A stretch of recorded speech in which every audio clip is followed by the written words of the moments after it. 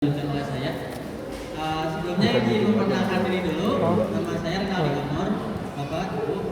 Saya ini dari Universitas Langga Buana yang bertindak sebagai mediator saat ini, moderator saat ini. Selamat pagi. Ya, jadi ada topik yang saya akan bahas di sini adalah komunikasi kesehatan, pencegahan stunting secara berkelanjutan. Jadi di depan kita ini sudah ada narasumber yang hadir, yaitu Bapak Dr. Tauhid Nur Azhar, MKes MSmed, yang merupakan pakar biomedis, neuroscience, dan ketua Task Force Research and Inovasi Teknologi C19 UPPT. Selamat pagi, Bapak. Selamat pagi, Wilujeng Eji, Bapak Ibu. Apa kabar? Alhamdulillah baik, sehat, dan tentu saja sangat berbahagia ini dikelilingi oleh ibu-ibu Nogarelis. Kebetulan, bagaimana perjalanan Bapak hari ini ke Alhamdulillah lancar dan seluruh hijau dan pemikiran diri. Sawahnya masih begitu asri. Ya, sama juga Pak, waktu saya pertama kali ke sini kayak berbeda banget gitu sama lingkungan di kampung. Mungkin Pak, sekarang aktif di mana saja, dan bolehkah diberitahu kepada kami apa saja penghargaan yang Bapak dapatkan dalam keaktifan itu? Waduh, teman ibu-ibu, bapak-bapak yang terhormat. Jadi saya justru di sini merasa berbahagia karena ingin ikut belajar ya sama ibu dan bapak. Selama ini saya banyak beraktivitas di dunia akademik. Kebetulan mengajar di Fakultas Kedokteran. Aslinya saya ada, tapi saya aslinya kalau dosen itu di Fakultas Kedokteran Universitas Diponegoro Semarang. Tapi ya nama menuju ayah di Bandung, sehingga banyak beraktivitas di FK Unisba, Universitas Islam Bandung, yang kebetulan salah satu rumah sakit pendidikannya ada di daerah sini, yaitu di Al Ihsan di Balai Endah. Lalu kemudian abdi oge ngaulang di ITB, khususnya jurusan biomedi, dan ngaulang oge di Telkom University. Salah satunya membimbing mahasiswa untuk membuat alat antropometri yang kemudian bisa digunakan di posyandu. Alat antropometrinya gampang, bahkan kemarin itu kita berhasil cukup anak balita tuh di foto. Dari hasil foto itu sudah keluar tinggi badan, berat badan, kemudian -2 standar SD-nya gitu ya, sehingga mana yang stunting, mana yang malnutrisi, bahasanya. Dan itu tadi disebutkan mendapat penghargaan. Kebetulan yang memberi penghargaan malah dari luar, karena itu mendapat penghargaan dari Microsoft internasional, dari Bapak Bill Gates waktu itu. Siapa tahu nanti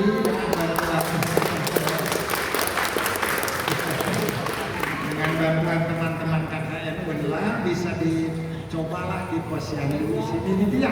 Siapa tahu masih ada alatnya. Kemarin banyak dikirim ke luar Jawa, ke daerah Sulawesi Tenggara, Pakatobi. Gitu. Enak, itu juga saya juga kalau ketemu orang di angkot, di foto gitu aja langsung keluar. Rata-rata kalau di angkot kan yang naik ibu-ibu ya, di foto keluar langsung status obesitas.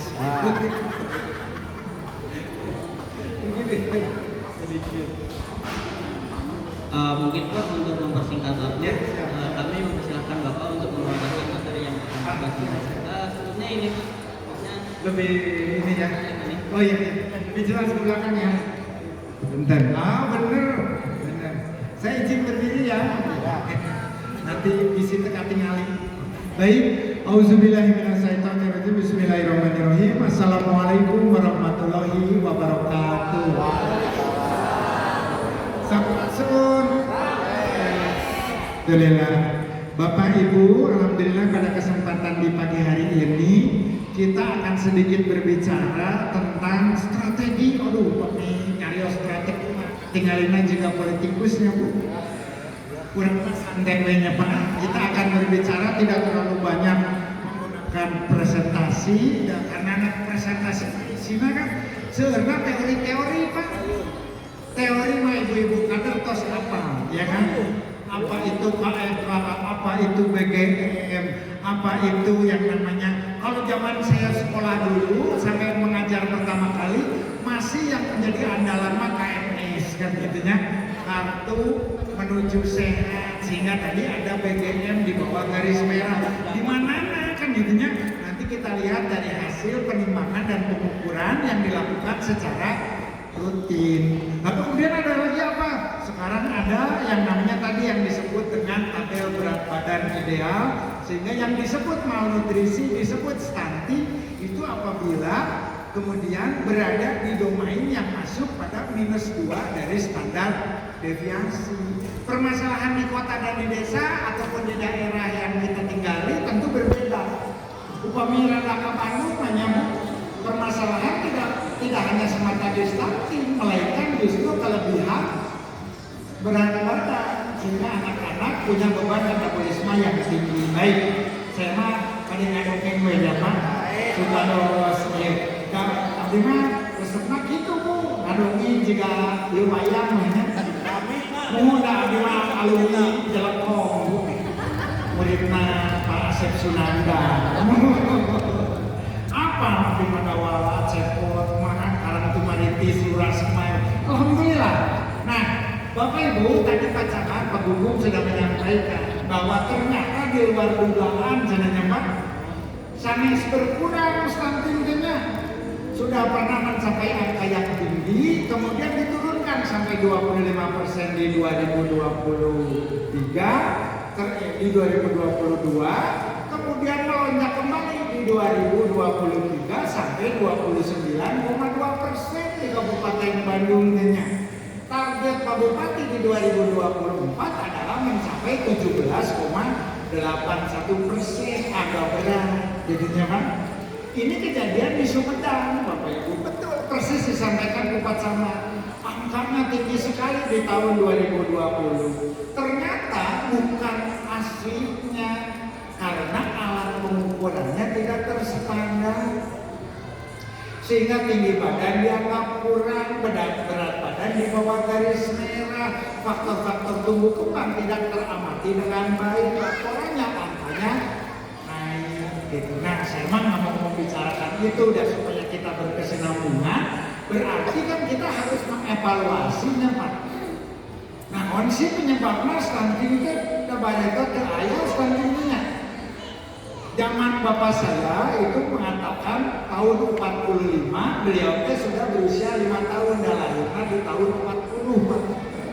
Kalau dibilang makanan dengan sekarang mah alhamdulillah barangkali saat ini berlimpah karena sudah bukan persoalan pangan gitu. Ini kalau kita lihat tahun 41 dugi ke 45, terutama pada saat Bandung Lautan Api, itu untuk mendapatkan bahan makanan itu sulit pisan. Gitu ya. Karena apa? Hampir seluruh Bandung Selatan yang di bumi hanguskan oleh TNI, dalam hal ini Divisi Siliwangi, waktu itu namanya Komandemen Teritorial 3 dipimpin oleh Kolonel Ahana Nasution. Dan menarungsi kan itu dugi kasorean, Pasir Jambu, Ciwidey, Cilampening, Oge Pinu, Mandu, prajurit, masyarakat. Seueur, padi kan banyak kan, biasa, seueur. Tapi yang datang juga berbondong-bondong banyak, gitu ya. Ayam ada balok dibedahkeun. Tapi kalau yang datang puluhan ribu kumaha kan gitu. Termasuk di dalamnya adalah anak-anak balita. Sehingga pada masa itu hidup prihatin adalah persoalan biasa. Tapi Pak, benarnya Pak, dari generasi pejuang itu kemudian lahir orang-orang yang kemudian punya pemikiran-pemikiran luar biasa, cerdas. Bangsa Jepang makanya Pak, ada ramalan dari timur salah seorang raja Kediri, Lantenan, namanya Jayabaya, terkenal dengan sebuah profesi ataupun ramalan yang disebut jangka Jayabaya. Apa dia bilang? Katanya akan datang suatu bangsa ukuran tubuhnya KT, kemudian akan berkuasa di tanah Nusantara tidak lebih dari umur jagung. Ya, umur jagung dalam analogi kurang lebih 3,5 tahun lah gitu. Disebut KT kenapa? Karena kita mah hampir sama, bahkan lebih pendek. Orang Jepang Pak di tahun 45 yang jadi prajurit, ya prajurit kan berarti pilihannya Pak, upami ayeuna aya putra-putra orang pada labet ke Akmil kan kedah tinggi minimal 165 sampai 164. Sampai kemarin ada pendaftaran tentara baru yang anak NTT Joni yang pernah menolong upacara 17 Agustus bendera Naragrajana karena talinya putus, dia naik ke atas. Kemarin agak kesulitan ketika seleksi, kenapa berat tinggi badan kurang senang, sampai akhirnya ditolonglah oleh komandan Korem, soklah nanti ikut seleksi khusus kan gitunya. Artinya apa? Mau masuk tentara pasti pakai batas minimal tinggi badan. Orang Jepang yang jadi tentara pada saat itu tingginya kurang lebih 158 cm,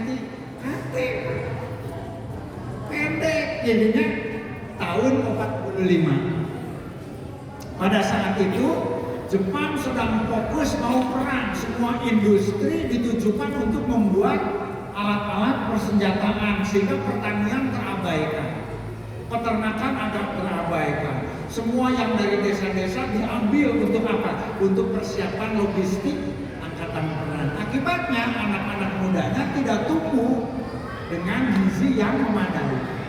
158 itu rata-rata tentara kesobat Daishogun yang merupakan bagian dari prajurit Nihon Matahari Terbit, kaisar yang membela Kaisar Hirohito pada saat itu. Kita melihat dari tahun 45 sampai ke generasi tahun 2000-an telah berlangsung kurang lebih jangka waktu 55 tahun alias setengah abad. Apa yang terjadi? Ya Allah Bapak Ibu, upami orang ayeuna ada daerah yang ramai pisan gitunya, kayak pasar malam gitu, toko-toko, game-game namina Akihabara, eta teh di dinya teh trotoar teh pinuh ku jalan. Dan orang Jepang aslinya jalan kaki, naik kereta. Eta ningali jalanan laki-laki dan perempuan tingginya rata-rata di atas 170. Apa kata kuncinya? Ternyata mereka melakukan perubahan pola makan dan pola gerak. Sebenarnya karena dulu pada saat kita zaman susah, orientasi makan itu benar. Sehingga yang menjadi prioritas adalah karbohidrat. Semua makanya Belanda pakai keju, orang pakai keju kan katanya. Ternyata keju kalah ke keju kan katanya. Karena daya jual. Dan alhamdulillah di tahun 2024 perjalanan mobil di Bandung dugi ka dieu ada dua yang bertumbuh. Di daerah yang lebih ke utara seueur pabrik, artinya industri menghasilkan kemakmuran, peningkatan ekonomi, berikut dampaknya termasuk pencemaran kan gitunya. Tapi ke daerah negal lepet kan ieu benten. Kenapa? Karena masih cek urang Jawa nama ijo royo-royo. Nah, teh no hararejo berarti kan sawah, kebun dan juga potensi akuatik alias perikanannya bisa menjadi unggulan.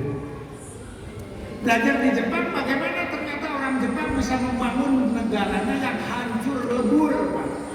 Jepang teh hancur lebur. Kunaon? 2 kali pengeboman Hiroshima Nagasaki selisih hanya 3 hari di tanggal sekarang ini 14 Agustus gitu Jepang.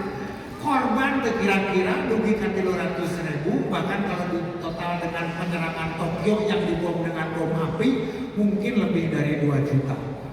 Berikut anak muda yang dikirim perang barangkali kehilangan warga 5 juta.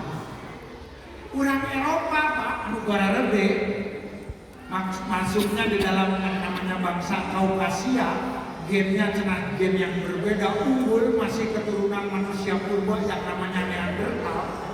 Tulang naungnya berbeda dengan tulang kita. Jadi kalau kita melihat tulang orang Eropa mah jika tulang sapi yang ada di Mikotso. Warna deh. Wadah biasanya. Terus ibu ketawa, ih Pak Tauhid berarti orang Eropa. Itu ayah orang Eropa hidung. Ini orang Eropa nyetak foto kena lampu. Aduh, jadi Ibu, orang Eropa yang besar-besar itu juga pada Perang Dunia Pertama kehilangan hampir 100 juta warga, 10 juta meninggal karena perang, selebihnya karena kelaparan dan hancurnya ekonomi. Perang itu menghancurkan. Perang Dunia Kedua sampai hari ini cenanya Pak, datanya 200 juta orang di muka dunia berkurang. Susah Pak, tapi Jepang Pak paling susah. 2 kota hancur, laki-lakinya habis. Kenapa? Dan yang berangkat sebagai tentara kan laki-laki. Itu di Saipan, kemudian sampai di Filipina, sampai di Indonesia, Romusa di Birma, orang laki-laki kita juga dari Pulau Jawa di Majalaya, oke ayah. Dibawa sampai ke Birma, disuruh pasang rel kereta api. Rel kereta api kita yang ke arah Ciwidey itu banyak diambilin, ke arah Cikajang itu dipindahin ke Burma supaya membangun kereta api untuk pertahanan di garis Asia Timur, dipasang di sana. Akibatnya Jepang itu miskin semiskin-miskinnya. Pendapatan per kapitanya paling rendah di Asia, bayi baru lahir saja sudah dipastikan masa depannya akan punya utang, kira-kira gitu. Sama-sama tidak ada yang lurus, ternak tidak ada yang kemudian membangkang, tidak cukup tenaga. Tapi kemudian mereka bangkit menjadi sebuah bangsa yang menguasai setidaknya otomotif dunia, teknologi yang termasuk elektronik dan komputer dunia. Termasuk sekarang mah bisa mengimpor gaya, mengekspor gaya hidup. So, kita sampai di Majalaya juga nih, selain ada mie bakso, selain ada mie kocok, ternyata tiba-tiba sudah ada warung ramen di mana tuh? Di Jepang, di Indonesia. Bayangkan yang namanya mie, mulai mie instan, sebut merek aja, tertinggi makan Indomie. Indomie itu satu hari itu dikonsumsi orang Indonesia 10 juta bungkus. Berarti seminggu sudah 70 juta bungkus. Kalau kita 1 bulan berarti sudah 280 juta bungkus. Apakah itu bahannya kemudian didapatkan dari Negla, dari Majalaya, dari sawah-sawah kita? Bukan, yang namanya mie mah pakai tepung terigu. Segitiga biru, bogasari, terus kemudian apakah bogasari dan segitiga biru itu ditanam di Majalaya? Betul. Dari mana gandumnya? Dari mana produksi terigu itu? Dari Kanada, dari Ukraina, dari Rusia, dari sebagian North Carolina di Amerika Utara. Gaya orangnya. Sarapan saja impor gitu kan. Wah, nuju teboga nuju ieu sedang krisis moneter tengah duit cicis kan ya. Wah, nggak bisa makan yang aneh-aneh, cukup mie instan ye, sama orang paling kaya, artinya sarapan saja impor. Siapa yang dapat devisa? Ya tentu saja yang punya negara yang punya kebunnya, artinya apa? Gitu. Lalu Bapak Ibu, sekarang kalau kita makan yang namanya mie instan, secara proporsi gizi masuk nggak? Kira artinya Pak, kenapa? Pak, katanya makan mie instan? Enggak. Saya juga tadi sarapan mie instan. Ya kan, saya kan juga termasuk kelompok di bawah sejahtera. Jadi makan juga sama mie instan. Hanya kemudian kenapa berpengaruh pada ibu hamil? Kenapa berpengaruh pada ibu menyusui? Kenapa berpengaruh pada tumbuh kembang balita? Karena asupannya itu bersifat tunggal. Keajaran rencana hanya memenuhi aspek nutrisi dari karbohidratnya saja. Pak, kalau kemudian mie instan di pasien dok, biasa mangga. Kalau dikasih ayam suwir bisa, tapi mahal. Pasien sayur, alhamdulillah kan gitunya. Gak seueur sayur di dia apa gitunya. Mau hijau-hijau mah seueur, alhamdulillah. Pasien tomat, sumber likopen, vitamin C, sarang vitamin A. Jadi kalau mau bikin mie instan untuk anak, boleh. Tapi tapi kasih sedikit yang namanya telur separuh, kasih yang namanya sayur-sayuran hijau, sawi, empol, tomat, wortel, wortel itu bagus untuk anak-anak, bagus, dia sumber yang namanya vitamin A atau asam retinoid. Tapi harus diberi minyak sedikit, karena kalau wortel dimakan segar, vitamin A-nya tidak keluar. Tuh, ini puskesmas langsung mengajarkan. Jadi apa? Ditumis sedikit, atau kalau pakai Indomie kan di situ ada minyaknya sedikit, terus dipanaskan. Makanya orang kalau pengen dapat vitamin A, bikin wortel 1 kilo dibikin jus, Pak, supaya matanya bagus, diminum, ternyata kok vitamin A-nya tidak naik gitu kan. Yang ada kulitnya jadi oranye kan. Jadi harus dikasih minyak sedikit supaya kemudian, kenapa? Karena vitamin A, D, E, dan K adalah vitamin-vitamin yang larut dalam minyak, bukan larut dalam air. Kalau vitamin C cocok dibuat es jeruk. Kemudian dawegan, dipasihan jeruk, diperesan ke jeruk, pasihan madu, tadi kan hitungnya apa? Pasihan es, aduh ya Allah. Pada saat nanti ya kita nyari dawegan. So, ya begitu Bu. Jadi, nah, kembali dulu sebentar. Kenapa bangsa Jepang kemudian jadi cerdas, Pak? Jadi berada pada naunnya Pak, jalangkung banget. Pak, tinggi badan 170 cm minimal. Berat badan juga ini badannya mau habis ya. Agak beberbekan gitu kan. Mungkin baterainya.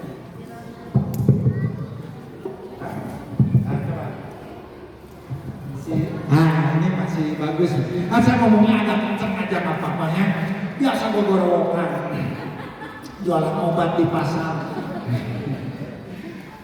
Baik, mana Ibu dan Bapak? Kenapa bangsa Jepang bisa, bangsa Eropa juga sama hancur, Pak? Semua perang itu mah tidak ada yang baik lah untuk manusia kan gitu ya. Apalagi ketika Gunung Tambora pada abad ke-18, Gunung Tambora itu kan dari Sumbawa, dari Nusa Tenggara Barat, meleduk. Itu yang namanya Volcanic Eruption Index, V-nya tertinggi di dunia, sampai benua Eropa itu mengalami kegelapan akibat abu yang terbawa. Bayangin Tambora, Pak, Indonesia mah hebat, Pak, ditakuti oleh dunia karena punya gunung gitu ya, gunung meleduk, abu vulkaniknya itu menutupi cahaya matahari. Sampai Eropa dan Amerika mengalami 1 tahun musim dingin tanpa ada musim panas. Suhu ekstrim, Pak, sampai mencapai minus 20 derajat. Kan orang oke kan sekarang mau memasuki halodo kan sekarang agak malam dingin. Ini teh sekarang sudah jam 10, jam 11 tuh masih 19, 20 derajat. Alhamdulillah ya kan. Malam daerah Magelang barangkali bisa sampai 17, 15 derajat. Makanya 9 bulan kemudian angka persaingan kelahiran meningkat. Karena malam-malam ini dingin dan perlu kehangatan. Jadi bahaya udara dinginnya untuk program keluarga berencana. Iya kacau, kecuali sudah pakai IUD, ya kan? Sudah pakai susu, pakai implan. Kalau pakai pil susu suka lupa, gitu ya kan? Jangankan ibu dan bapak, istri saya aja marah sama saya. Baru selesai nifas 40 hari lagi, tiba-tiba haidnya nggak dapat. Saya bilang, biasa, nifas kan tidak selalu 40 hari. Tapi ini 3 bulan kan? Oh berarti hamil. Manyun atau langsungnya, yang ini masih menyusui kan gitu kan? Udah hamil lagi gitu. Ya Allah, capeknya belum selesai kan, trauma, sakit melahirkan kan. Kamu mah nggak merasakan dan gitu Pak gitu. Tapi sesungguhnya saya ke suami siaga Pak, siap antar jaga dan bisa merasakan sakitnya istri pada saat melahirkan. Waktu mau lahiran kata dokter kandungannya, dok katanya ikut aja supaya istrinya lebih semangat lebih. begitu saya lihat kepalanya, saya yang pingsan.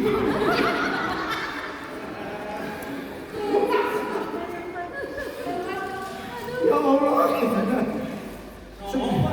mohon kata bidannya tadi, dok, udah kelihatan rambutnya, Pas saya lihat, Bu Bidan, itu mah rambut ibunya.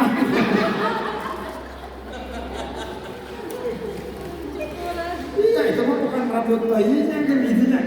Tapi mulai dari ngidam juga, nah saya yang pengen macam-macam tuh bener. Yang muntah-muntah, cium bau apa gitu, lauk asin, jamang mau digoreng gitu. Makanya istri saya tuh senang kalau ngidam, katanya nggak berat gitu, itu bapaknya pas lahir nggak sakit, bapaknya yang pingsan. Ya Allah, padahal kan sekolah udah biasa ya nolongin orang, sehingga punten Pak kalau di kedokteran tadi yang kalau Cristiano Ronaldo kan yang diasuransikan kan kaki, maka disebutnya kan kaki emas karena bisa mencetak gol dan menghasilkan miliaran. Kalau dokter kandungan kan yang diasuransikan kan 2 jari. Ini modal. Setiap pemeriksaan kan.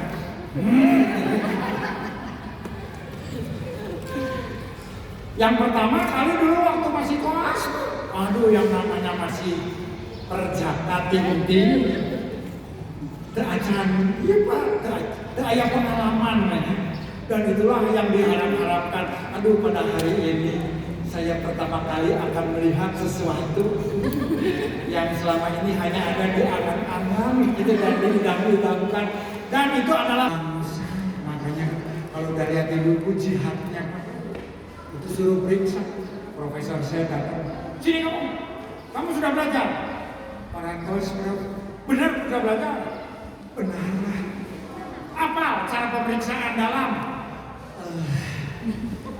Ada acara nobian, bisa kamu? Insya Allah, bro. Nyuhun doa nawe, bro. Coba ini ibu teriak-teriak dan bentuk kontraksi deh. Aduh, ya Allah, tertahan, Pak, sakit pisan gitu. Teriak-teriak, ada juga yang teriak-teriak katanya mengabsen kebun binatang ada.